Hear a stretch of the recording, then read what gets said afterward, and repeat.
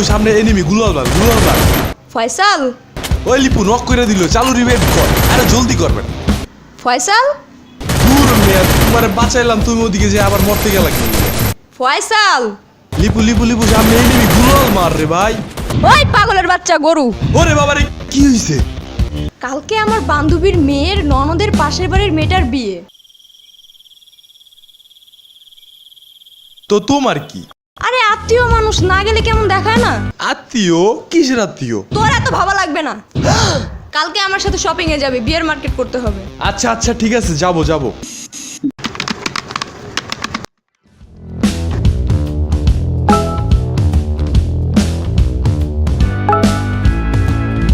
না, নিচতলায় শাড়ি নাই, উপরেই চলো। ঠিক আছে চল তাইলে। আরে এত কষ্ট করে সিঁড়িতে যাবা কেন? এসকেলেটরে চলো। আচ্ছা ঠিক আছে তাহলে লিফটে চল। আরে দূর, লিফট ওই শপিং মলের ওই মাথায়, এসকেলেটরেই চলো। এখন যদি আমি এটাতে উঠি,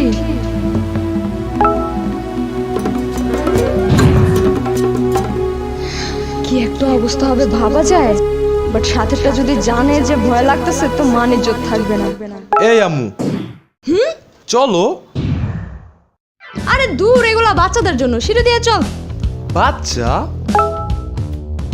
উনারে বাচ্চা মনে হইলো আম্মুর? আরে তোমার না হাঁটুতে ব্যথা? কিচ্ছু যায় আসে না, সিঁড়ি বাবা একটা ব্যায়াম। নাকি এটা তোর তো ভয় লাগতেছে? হ্যাঁ, ভয় কিসের আবার, আমি পোলাপান নাকি?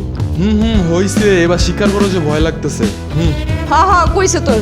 ওকে, ভয় না লাগলে দেরি কিসের, চলো উঠো। ওকে। ওরে বাবা রে, কি হইছে?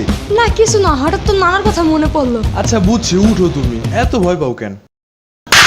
কইছে তোরে আমি ভয় পাই? চল তোরে এখনই উঠে দেখাইতেছি এটাতে।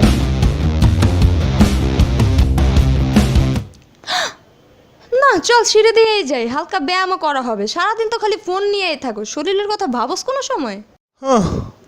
হ্যালো, শ্রাবণীর বান্ধবী টুম্পা। হ্যাঁ ভাইয়া বলেন। শুনো, তোমার ব্ল্যাক গ্রুপটাকে এখনই পাঠাও, ইটস অ্যান ইমার্জেন্সি, কুইক। ওকে ভাইয়া, জাস্ট 2 মিনিট।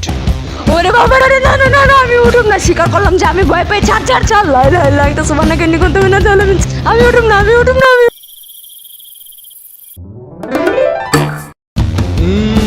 দেখছো মজা না?